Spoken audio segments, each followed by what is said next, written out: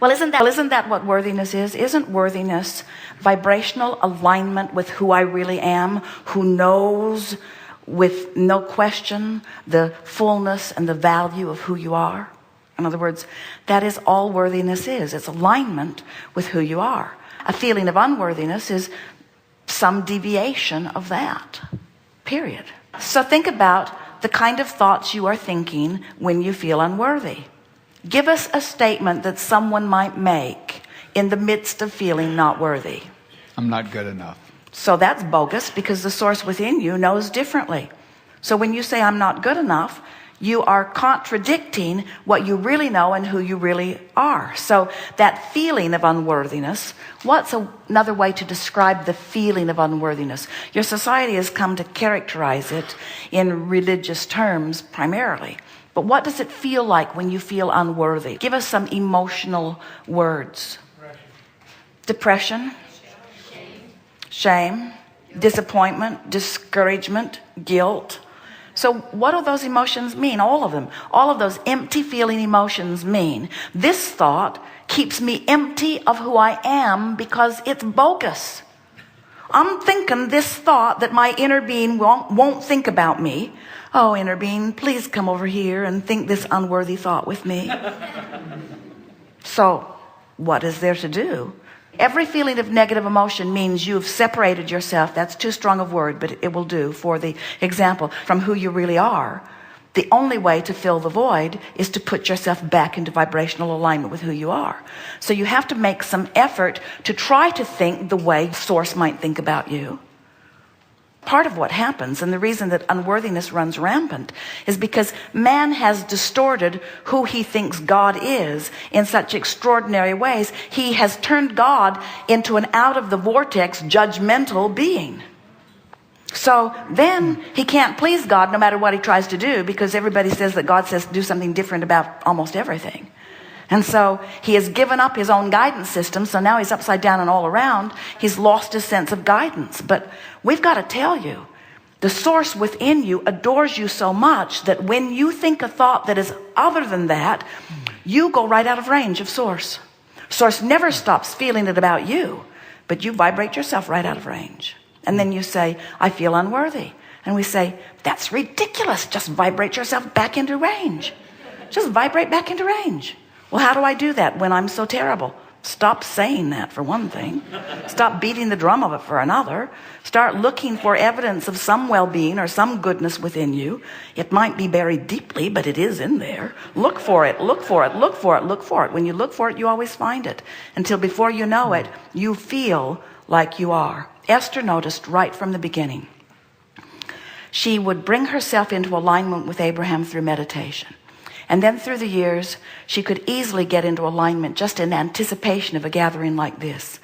And even in the early days, she would notice that when she walked off the stage and looked in the mirror back in her sleeping room, that as she was fresh from the full-blown vibration of Abraham, she looked beautiful and lovely. And there was a sense of adoring self that she was not used to seeing. Because for years when she looked in the mirror, she didn't like that, and she didn't like that, and felt bad about that, and guilty about that. She remembers looking at pictures of herself as a child, and then looking at pictures of herself later after she was a sinner, and wishing that she could go back to that look instead of that look. In other words, you train yourself to stop loving yourself. But when you see anything through the eyes of Source, you train yourself back into alignment. So we've noticed, since most of you have been very hard on yourselves for quite a long time, that it doesn't matter who the object of your attention is while you are loving. When you love, you're in the vortex. So find a child and love them, and in the vortex you'll go. Find a dog and love him, and in the vortex you'll go. Find a flower and appreciate it, and in the vortex you'll go. And once you have shown yourself what a lover you can be, then you can begin turning that lens of love toward yourself. Now, in the beginning, you love a child, and in you love your mother maybe, and in you are. You love those people who are easy to love. Esther was telling Jerry, she was making a list of the easy people in her life. Easy to love. That one's so easy to love. That one's so easy to love. That one's so easy to love. Not that one, but that one's so easy to love. That one's so easy to love. So as you look at those that are easy to love, and you're in the vortex now, from inside the vortex, you know what we mean by that, yes? From that vibrational attitude. Now think about yourself. And probably in the beginning, the vortex will just spit you out. Because you've got different ideas, different beliefs about yourself. But if you want to be in the vortex enough, you'll get back in. So you think of something that gets you in, and then you introduce things that throw you out. And then you think of something that gets you in, and then you introduce things that throw you out. And before you know it, you will have established a vibration, a stable vibration of love. And when you do, you'll love others. You'll see the best in things. You'll be a vibrational match to what is love. And anything out there that is having an out of the vortex moment, and a lot of people are, they won't be part of your experience. You didn't come to not love yourself because it was your nature.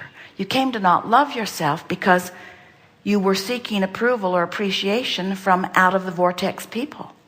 In other words, if everybody you knew was in the vortex, you would never be trained out of it. Because they'd teach you what they know. They'd teach you love, and they'd teach you appreciation. They would never guide you from the errors you had made. They would always guide you from the things that you have done that are pleasing to you. But when someone's out of the vortex, I don't like your behavior, and I want you to stop doing that. And don't you know you're going to be out there in the real world, and you need to behave differently than you're behaving? That out of the vortex person is asking you to modify your behavior to please them who is out of the vortex. It's no wonder you lose your sense of guidance, you see. So you've asked a really big question, because at the center of the discussion around worthiness is the discussion of wholeness, of autonomy, of alignment, of being in the vortex, of being who I am, of being a vibrational match to all that I am. Every emotion is about that relationship with that wholeness or that worthiness. Let's call it wholeness. So how can I be whole? Stop splitting yourself with bogus thoughts. And when I do, bring myself back. You know what to do. You know that the manifestations will show themselves to you. It's really interesting. Have you ever heard yourself in the middle of a conversation that you never wanted to have?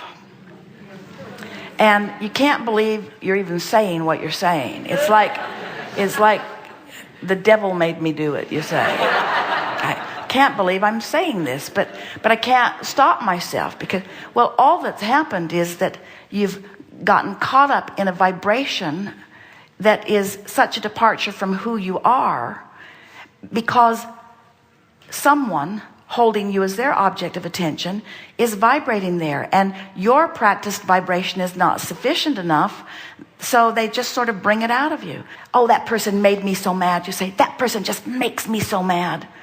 And what you think you're saying is, I wouldn't be mad if it weren't for them drawing it out of me. And we say, they couldn't draw it out of you if it wasn't vibrationally present. It might not be extremely active, but it's got to be vibrationally present, or they wouldn't draw it out of you.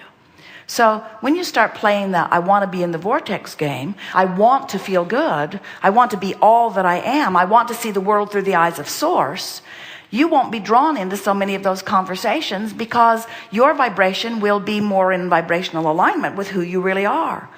So then what they'll draw out of you are compliments and great ideas and conversations that are leading edge and exhilarating.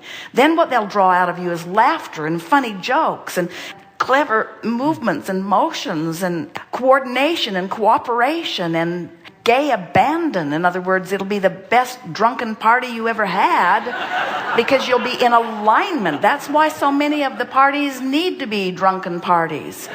They have to drink down the resistance. They drink the resistance down so that they can harmonize on more aligned levels. Seriously.